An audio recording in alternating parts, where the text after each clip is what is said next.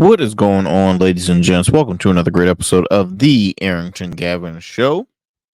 I'm your guy, Arrington Gavin, coming to you with another awesome time just to conversate with you, my friends, the listeners, the viewers, the constant supporters of this program. I truly appreciate it, and I love you guys for doing so. This is episode, episode 108. That's right, episode 108.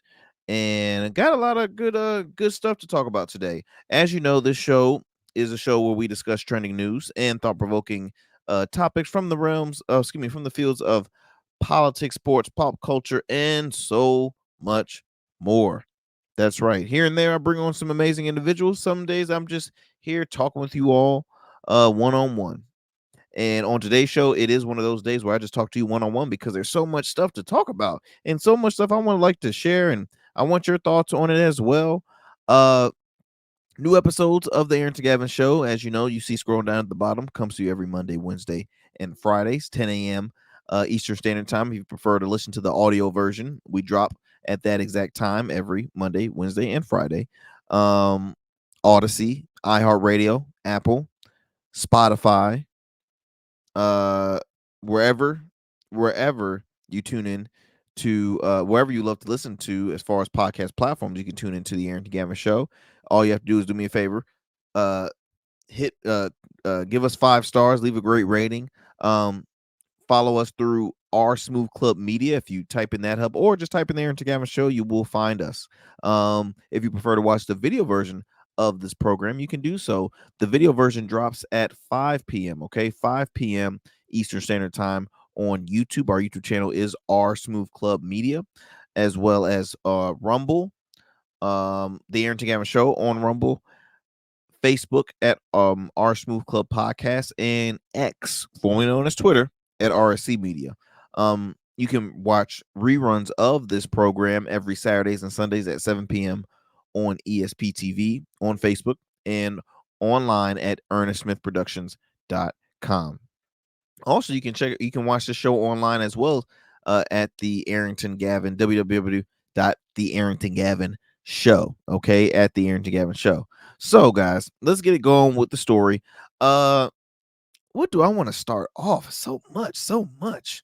You know what?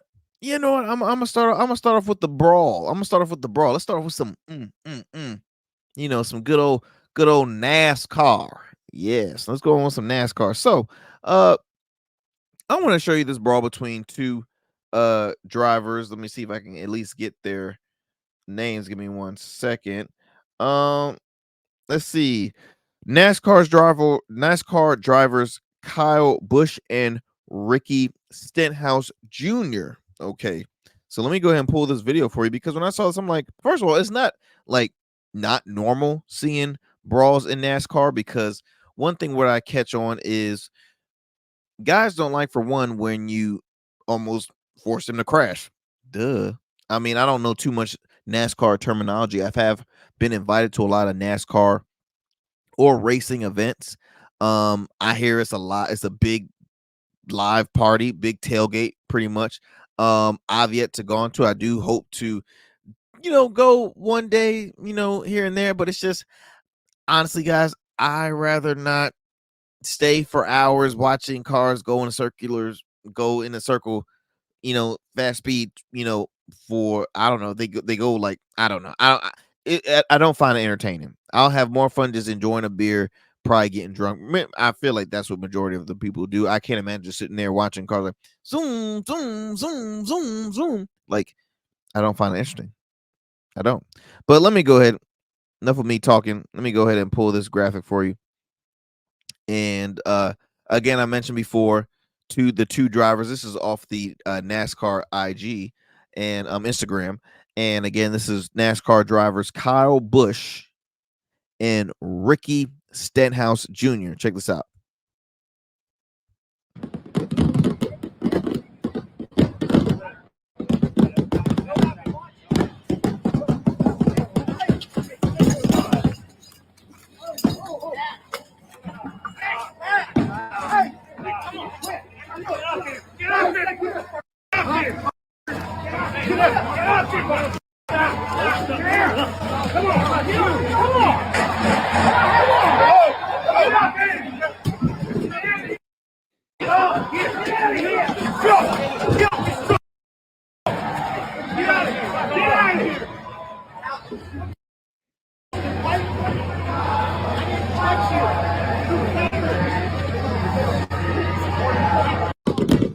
Let me go ahead and take that off. So, um, yeah.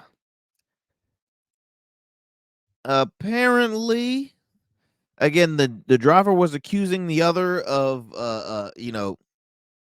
cutting him off and something. I really don't know too much detail of why this occurred, but I do know that's a common thing that really gets drivers riled up and starts arguments amongst pit crews and drivers. And let me tell you something. It's it's it's you never laugh when it comes to grown men fighting, especially to that capacity, because that could have been really ugly. That really could have been ugly. Um, but uh it I, it's just it's funny to an extent, because you look at you when you watch certain sports, you're like, what makes them want to be fist fighting like that? Like you would think, because they're in a car. It's not like, because in basketball, and maybe I'm biased, basketball, football, you see it happen. Hell, we've even seen people come to blows in tennis. I mean, you see it come to blows in baseball a lot. But and not to say it's not a common thing, because like I said, this is not like not normal. I've seen brawls happen in NASCAR, but it just, man, it was intense. It was intense. It was intense. But I just had to bring that up because my question for you is, what makes sports entertaining, right? Is it the actual game itself? Is it the, certain competitiveness, or are you a person where I got to see some action nonstop? What is going to catch my entertainment uh uh uh attention, right? Is it brawls? Because I look at it like this. When we have two here in my hometown, we have two semi-pro teams. We have a semi-pro hockey team. We also have a semi-pro baseball team. Um, between the two, I'd rather go to the baseball than the hockey. Well, yes, I'd rather go to the baseball game, just because it's just, I don't know, baseball always to me is more entertaining, more interesting than hockey. But I remember one season where you literally have that person on a hockey squad that's just the enforcer. Hey, he's gonna get some penalties. He's gonna get them off their feet. They have it in basketball too. They got basketball guys like Matt Barnes. Was that guy that let me get in their head. Let me call Dennis Rodman was very known for, even though he was a successful player, not just known for always getting in the fights, because he really was. He was like a rebounding guru, defensive player of the year, multiple time NBA Finals champ. But hockey had that enforcer as well, and it was more entertaining seeing them fight rather than just, I just want to watch a game. So I wonder if that garnered higher ratings for NASCAR, because see, here's the thing. NASCAR posted literally 5 different angles of that fight. 5 different angles. Now, you would think if they want to have better representation of the sport and focus really on the track and not what's going on off the track, you would think they would just focus on that. But they're like, okay, this brings some good attention. This is some good exposure for NASCAR. So let's go ahead and show that off. Uh uh it's interesting. It is really interesting. But I don't know why I just felt like starting that one off, because it caught my attention. I'm like, hey, look, let me go ahead and share this on the show. Yeah, these guys, grown ass men fighting. The different crews were also in the brawl. It was like a gang against one other gang. It was crazy. Old men fighting, man. It was intense. But yeah, wanted to bring that up, start that off the show. Next I will be talking about artist Kid Rock. But before I do that, what I am going to do, I'm going to go to a quick commercial break. Don't go anywhere. We'll have some more here on the Arrington Gavin Show. Don't change that dial. We'll be back. Become a man of distinction with Rugged Evolution Beard Care. Order our scented beard oils and beard balms to help you maintain and grow the perfect beard. Order today. Try our men's care products like the full body exfoliating cleansing bars, body wash, smooth stash, and more. Log on to our website or download our app to place your orders. Rugged Evolution Beard Care. We're your luxury but affordable men's care line. And remember, rugged is the new smooth. Welcome back, family. Welcome back to the Arrington Gavin show. Look, I want to talk about an artist, a known figure by the name of Kid Rock. Kid Rock is in, obviously he's no stranger to controversy, but he's in the public right now, making headlines, not for the right reason. Allegedly he waved a gun at a reporter, also used a racial slur during a Rolling Stone interview. So let me go ahead and I will read off of checking out this article by USA Today, but I'm actually going to show this graphic while I do so, if you don't mind. Is that cool with y'all? Is that cool? Can I do that? Um, let's see right here. So it says here, okay, Kid Rock allegedly waves a gun around during a Rolling Stone interview. Why? I don't know. It's very dumb of you to do, kid. But and he's done some dumb stuff, because I remember he was the one that kind of started that whole issue with the Bud Light. I mean, you have a full pack of beer, maybe 24 pack, and he starts shooting it with his rifle or shotgun or something, whatever. Why waste? But hey, he has the money to do so, so he can do whatever he wants. So let me read this article for you. Okay. Uh the singer is now making headlines for the lack of decorum in an explosive interview with Rolling Stone magazine. Now, rock born Robert James Ritchie, wow, I didn't know that was a real name. That's pretty preppy name. Robert James Ritchie was interviewed by reporter David uh Peisner, I believe that's how you pronounce it, Peisner, possibly, for the wide-ranging profile, which was published online late Sunday. Now, following the conversation, that spanned political topics such as transgender rights, and the 2020 U.S. presidential election. Peisner alleged the picture singer took out a weapon during the exchange. The reporter also notes that Rock had been drinking 3 to 4 alcoholic beverages in pretty quick succession leading up to the incident. He's sitting in a dark leather chair, shouting out at me about something or other, uh, when he reaches behind the seat, pulls out a black handgun, and waves it around to make sort of a point. Peisner writes, adding that Rock shouted, "And I got an explosive gun right here. If excuse me, I have a he cursed.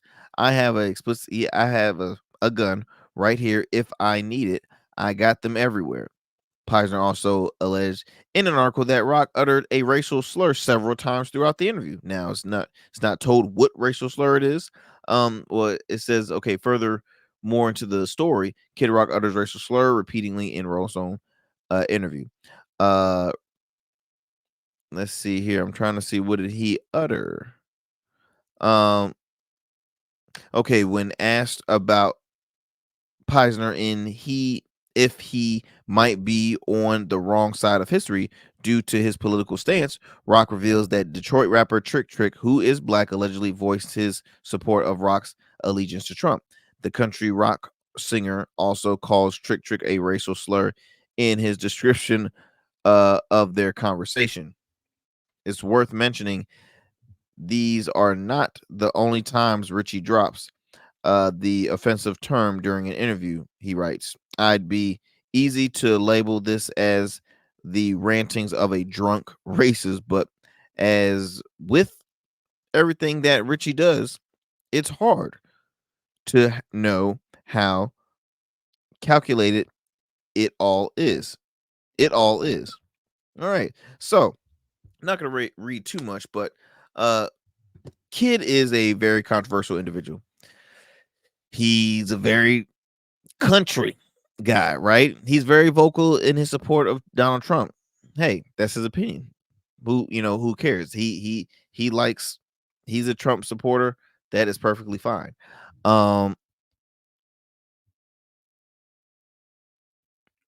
when it comes to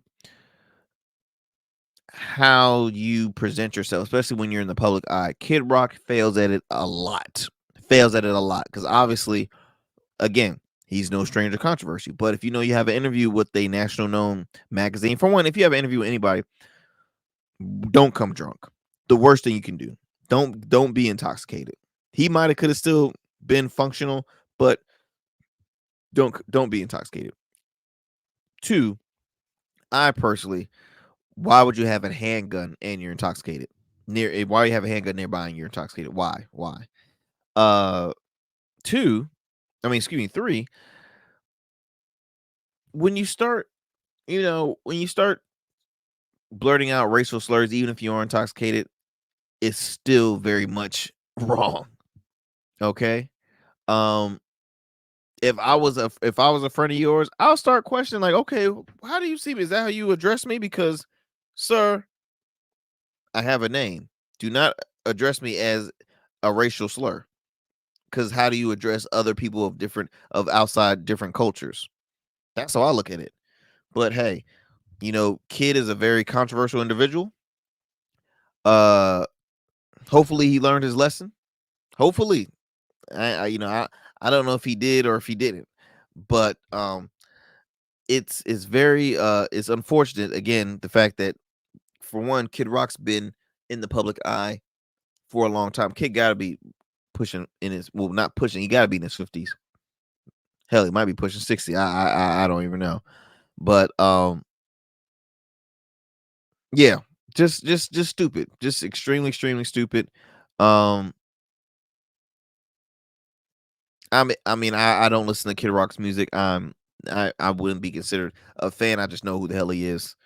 Again, growing up, everybody knew who Kid Rock was. I remember seeing an episode. I used to watch Run's House, Rev Run's House, and Kid Rock, I believe, was like the godfather of one of his kids, or just a just very close family friend. So I don't know if that relationship still goes on. Possibly, I don't know. I don't know. I will say the whole, ever since the Trump election, a lot of people have distanced themselves from very strong Trump supporters. Some people, their brands has changed. Some of them might have benefited from it, but it is interesting. It is interesting. Hmm.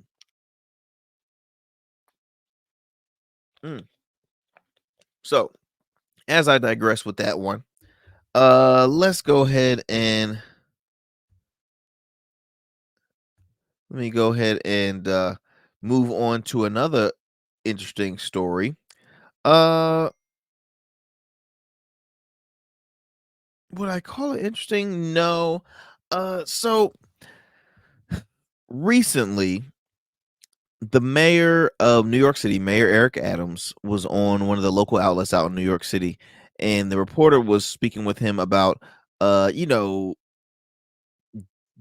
Diddy possibly, are you thinking about taking back the key to the city? Because Diddy, I believe, last year, had received a key to the city, which he's originally from New York, and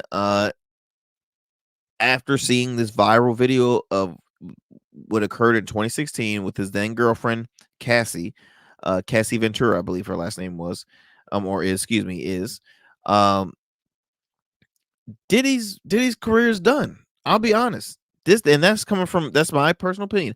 Diddy's career is done. People are dropping his, cutting out his music out off their brands. Um, he obviously is no longer in the chairman or in the head position of a lot of his businesses. Revolt TV, he's resigned. So Rock, the alcohol brand, I believe he's no longer affiliated with. Like he's not with a bunch of businesses and companies that he has been affiliated with, because no one wants to be a part of him anymore. And I don't blame him, because Diddy has recently put out an apology video. Good for him. But you know what? F the apology. is what I say, because throughout that whole process, throughout the allegations, Diddy was quote unquote, and this was from articles. So it could have came from him, it could have came from his team, it could have been a lie. But he has said, "Oh, this is basically a witch hunt. They're trying to take me down, and this and that and the other." He was always saying, "Hey, it's false, it's false, it's false." Yet you immediately pay a settlement outside of court to Cassie. So, like I mentioned before, guys, to me, you were already guilty. But all that time you were considering to you were not accepting the allegations. You were saying it's false, it's false, it's false, it's false. Now you're coming out apologizing. So what is it, Diddy? What is it? Let me bring on this video showing the response of what Eric New York City Mayor Eric Adams had to say about this. Let me see if I can find it. Give me 1 second.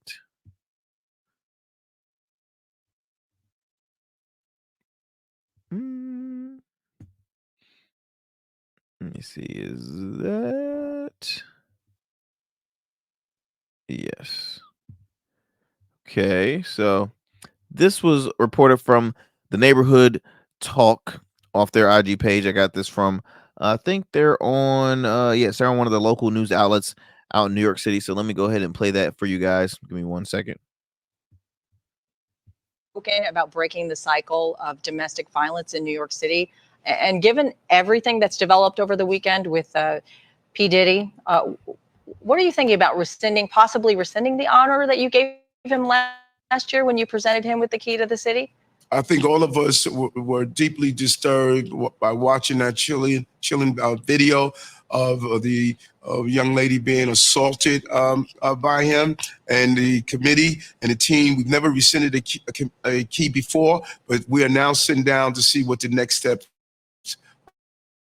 forward are going to be. So you are considering it? We are taking under analysis. The team.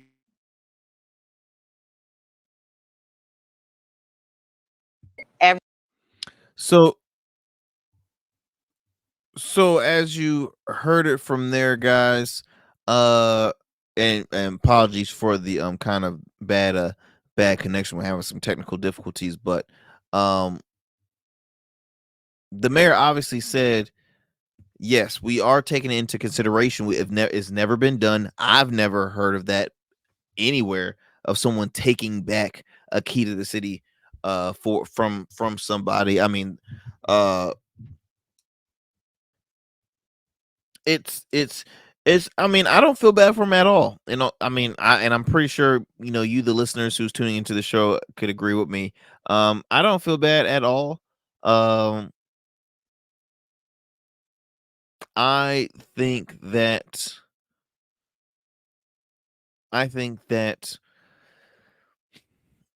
he's getting what he deserves. I'm sorry. It's and you could probably say, well, what if he was going through, it's all about the upbringing. Maybe his upbringing affected it. No. Because here's the thing. When you're a grown ass man with daughters, and he comes across as a person who adores his mother. He adores his baby mother, the mothers of his kids. He adores his kids and his daughter. Why? Like, you've seen the video. I don't need to, re-show that video, but he truly, what he did was an act of pure violence. It was sickening. A monster would do something like that, and it was just it was insane. So, long story short, Mayor Adams is considering taking back his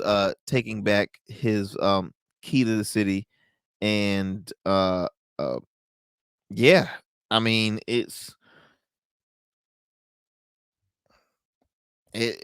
again, that's why you see the name of the segment is Diddy Downfall, because everything he touches it's just crumbling. It's crumbling.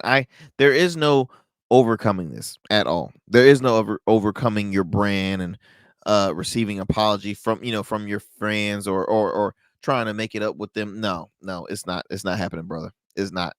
I'm gonna do a commercial break. When I come back, we'll share another big story happening right now. The largest donation given to an HBCU might not be an authentic donation after all. Yes, that's right. The largest donation ever given to an HBCU university, most likely is fake. Is fake.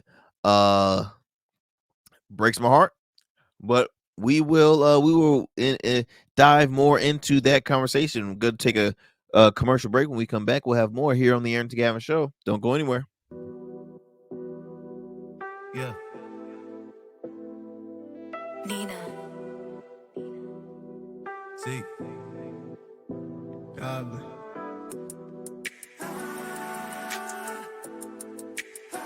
Gotta put on for my team. Put on for my team, yeah. Gotta put on for my team. Get ready for the ultimate music competition that will leave you on the edge of your seat. The full package, where the best of Virginia will battle it out to prove they have what it takes. Hello, we're your host. I'm Nina Nicole. And I'm LITS. In this thrilling competition, contestants will face electrifying challenges, testing their musical knowledge, skills, and creativity. You have one shot to prove you're the full package. Only the most exceptional performers will rise to the top and claim the title as the full package. Every note, every move, every beat counts. Who will have what it takes to become the ultimate music sensation and reign supreme as the full package? Don't miss the full package, where dreams are made and legends are born. Tune in for the most thrilling music competition of the year. Coming soon to your screens. The full package. This is great. I like the choice and the texture and everything. Right. Mind blowing. I've never seen talent like this before. You've got the full package.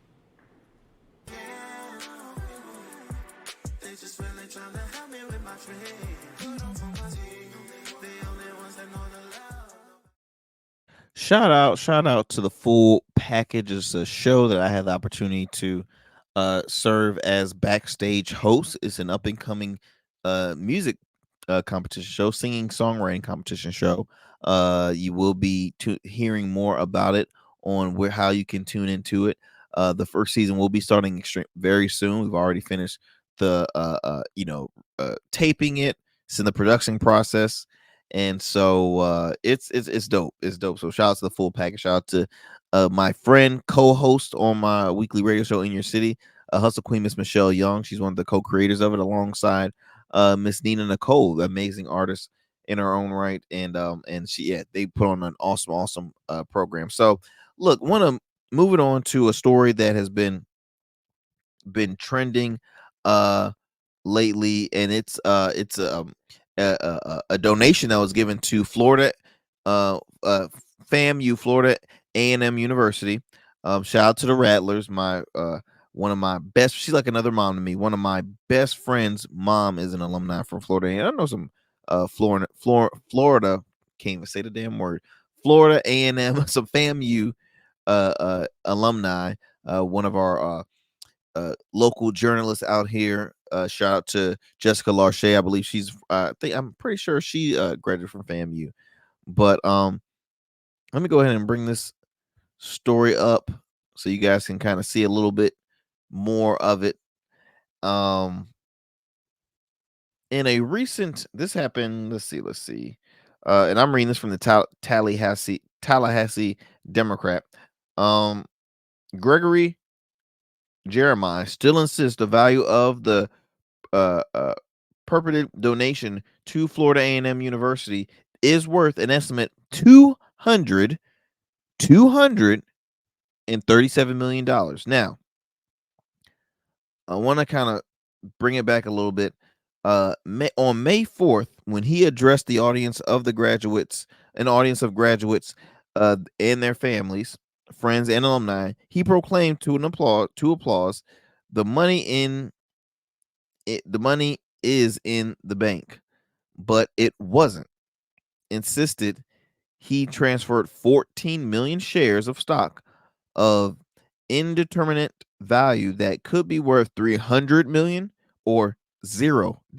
You hear me? 300 million or $0, according to one of FAMU's foundation board members. Jeremiah, a little known Texas-based hemp producer, and CEO of Batterson Farms Corporation, presented himself as a innovator on the rise, who owned one of the few black hemp farms in Texas.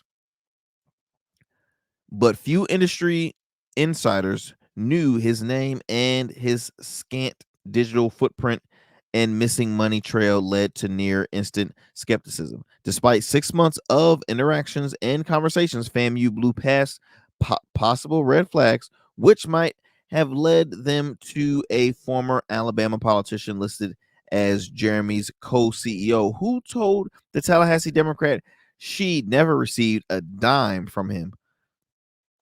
It gets juicier, y'all. It gets juicier. All right. So now FAMU, the nation's top-ranked historical black public university, appears to have cut all public ties with Jeremy, CEO of Batterson Farms Corporation.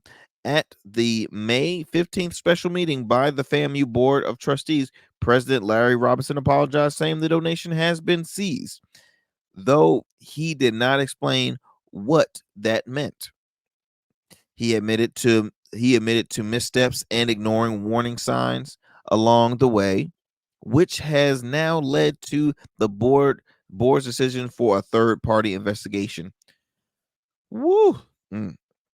In an interview with the Tallahassee Democrat, Jeremiah said he didn't watch the special meeting, and he was on vacation and trying his hand at pickleball and was unable to tune in, meaning he don't give a crap. He like, I'm out. I don't have anything to do with this university, which is very, very unfortunate.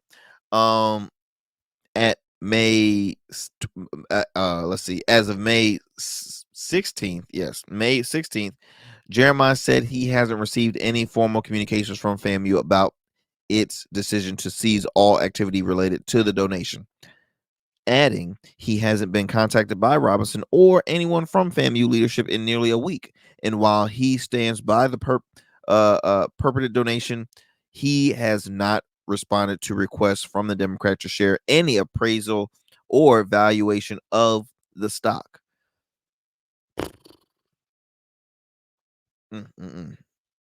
He said he was aware of a few things, including Shanta Friday Strahd's sudden resignation as vice president of the university, advancement, and executive director of the FAMU Foundation, and that an interim director was named. When asked if FAMU has rescinded the gift, he said, "I haven't heard that."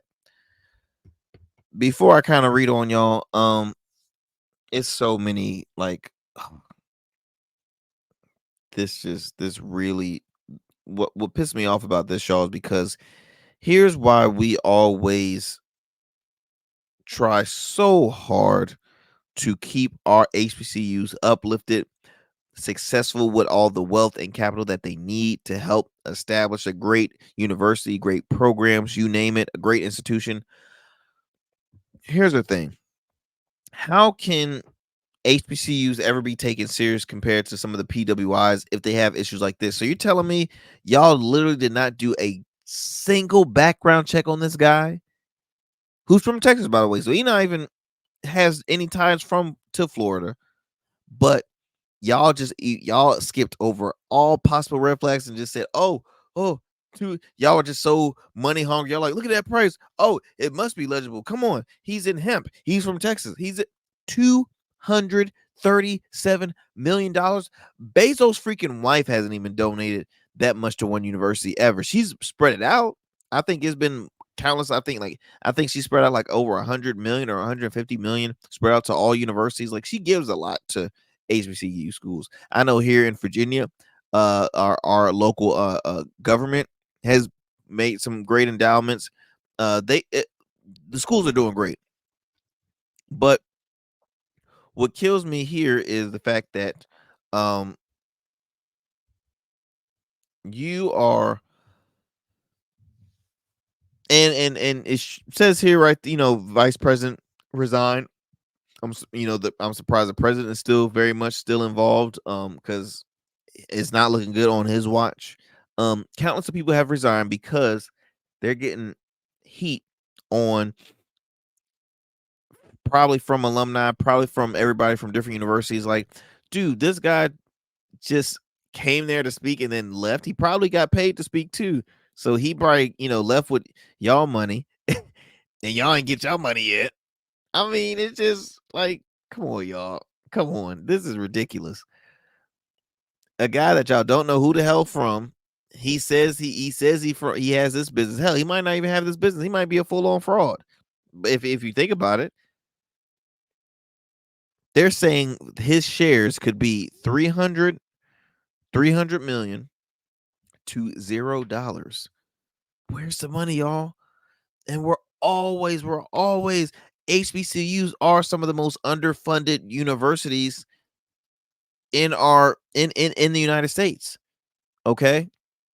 I always talk a lot about here. Well, not really a lot, but I've spoken before on programs when it comes to funding. When it comes to funding, uh, uh, um, when it comes to funding HBCUs, it all comes back to alumni, right? Because, and not even just alumni, but successful people giving back. Because let's be honest, a PWI, meaning predominantly white institution, say like University of Florida, Florida State, in any other school you think of, any top notch school, UNC, Harvard, in any of these schools, there's people that donate that are not even members, not even graduates of the university. They just happen to be, hey, I'm a fan of their sports team, so I want to donate. I'm a fan of their this program. I want to donate. I'm a fan of just the university as a whole. I want to donate. I'm a fan of this professor. I would like to donate. That's how but HBCUs, it's always a little difficult to get more money. Uh, uh, and it's sad because HBCUs has garnered some of the most successful individuals of our time. Spike Lee was a graduate HBCU. MLK, Samuel Jackson, Lala Anthony, Chadwick Boseman.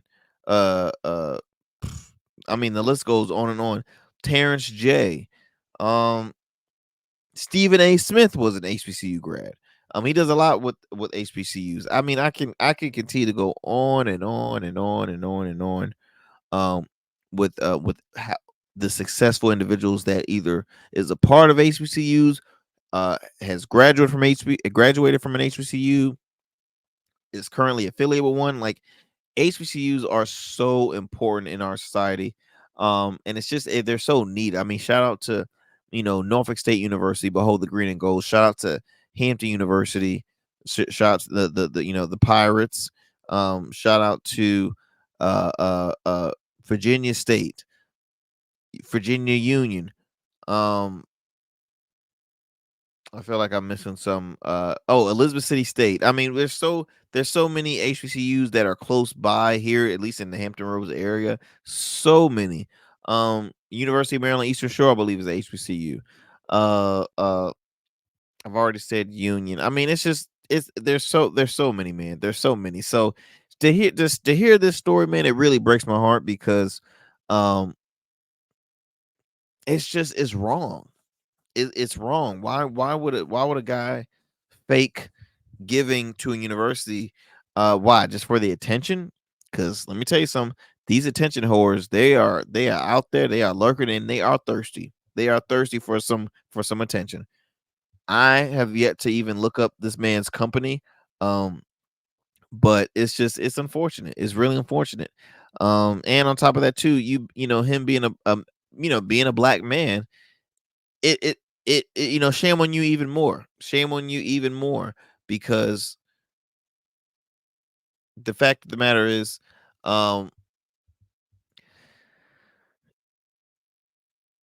you are proving to America that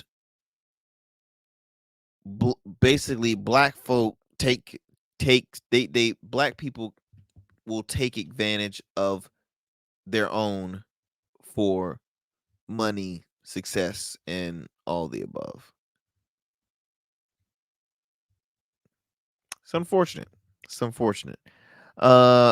I'm gonna digress from this one because the more I think about this man, just it truly just ticks me off. It really does. It just ticks me off. But before we go, we're gonna do one more commercial break.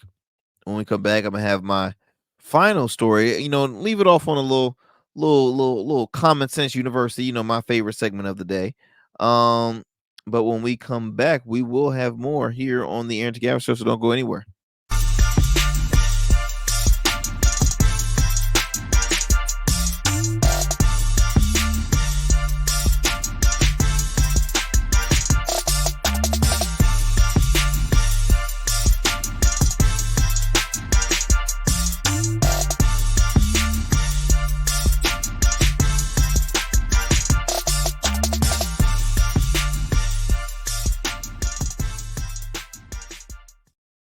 All right, y'all. So look, it's about that time. It's about the time for a segment I call Common Sense University. That's right. Wait, let me get my little music going on. Wait, where is it? Where's my music? Oh, there it is.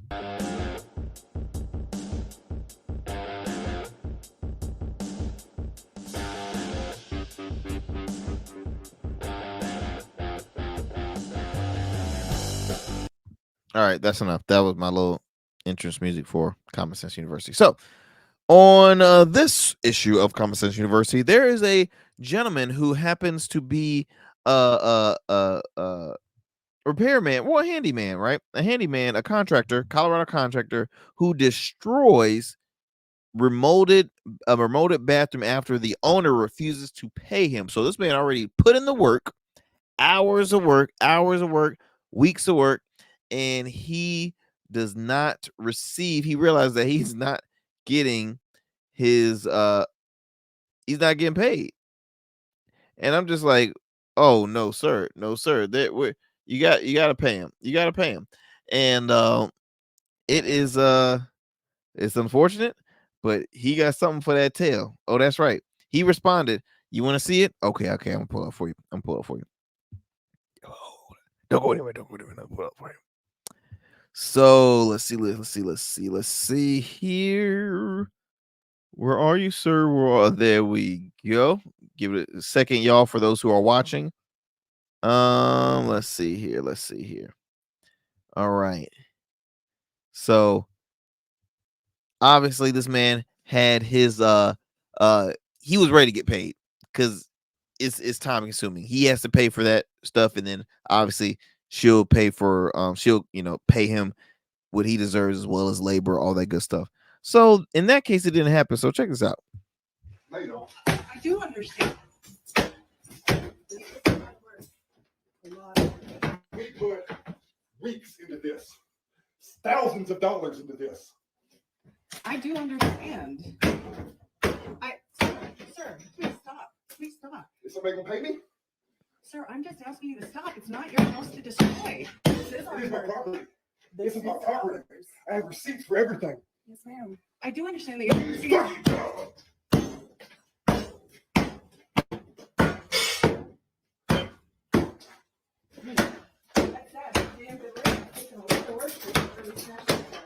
So I need to ask you a question because Leanna told me that you walked in the house and you're telling me that you were invited. We never came in That's not taking back your stuff. It is our stuff. This is how we need to take it back because I get it. No, you don't. I do understand. That's because we solidly built the construction, unfortunately. It's fall off. I'm more than happy to do it, please. More than happy. More than happy. Let me take this down. Let me say more than happy. Look, y'all, was he in the right or was he in the wrong? Because I'm on the side of, hey, I did what you told me. I did the work, and now you're refusing to pay me. Now, y'all, I could go a little more in depth. I don't know if it was the color that she didn't like. Was it the style? I don't know. But for me, the person that's paying for that work, you have the opportunity to come in, and the contractor will always kind of like follow you up with like, okay, look, we just started with here. We got this color right here. You cool with that? Like, it's not like he just did the whole thing without her even like sight unseen, and she just came in and was like, oh, no. She had multiple opportunities to come and be like, oh, actually, I don't know if I like this. Oh no, I don't like that color. Or no, I'm not cool with that. So can you just hold it off for a second? Or especially if she knew she didn't have the money, if she doesn't have the money, but she's refusing, so that means she has it, and she's saying, no. Well, that man said, you know what? I got something for that. Let me grab the sledgehammer. I don't blame him. And I've seen it a lot, guys, because my mother works in the real estate industry, so I've seen she met all her contractors who's been with her for years, great people, and that stuff is time consuming, man. Like, it's not easy just fixing up or remodeling a bathroom or doing a shower. Like, it is a lot. It is a lot.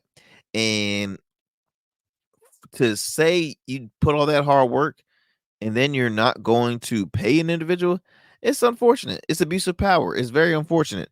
So I just want to, kudos to this contractor, man. This Colorado contractor, because my man won't have it. He was not having it. And he said, you know what? I know what to do. And that joker got the sledgehammer straight up like Triple H, okay, and just destroyed. So now that lady's gonna be dealt with the beat up, bathroom, and now she's going to have to hire somebody else to take care of that, because look, you can't just tape that up together. Nope, no. So now it's on your law. So again, Common Sense University for the lady hiring this contractor. Again, if you had issues, you could have stopped him before he moved on forward with the whole process. Common sense, lady. Common sense. That you really thought this man was gonna react like, oh, okay, I understand. Well, nice meeting you. No need to pay me, but the bathroom's already fixed, so I'll just go on by my way, and hopefully you can refer me to other people. Oh, it is 2024, baby. People need that money. I need that money, okay? If that was me and my wife and we were doing that, look, we gon' raise hell too, because it's a different time. Cost of living is skyrocketing, y'all. Interest rates are increasing. Interest rates on cars, gas, food, everything is increasing. We live in a digital world where everything is more pizzazzy and this and updated and this and that. It ain't that stuff is not gonna get cheaper. I mean, the here's the thing. People have to start finding ways in order to save and make more money to afford living on the times that they're in. Depending on which state you're in, there are more affordable living situations, but that's not the common thing in most states.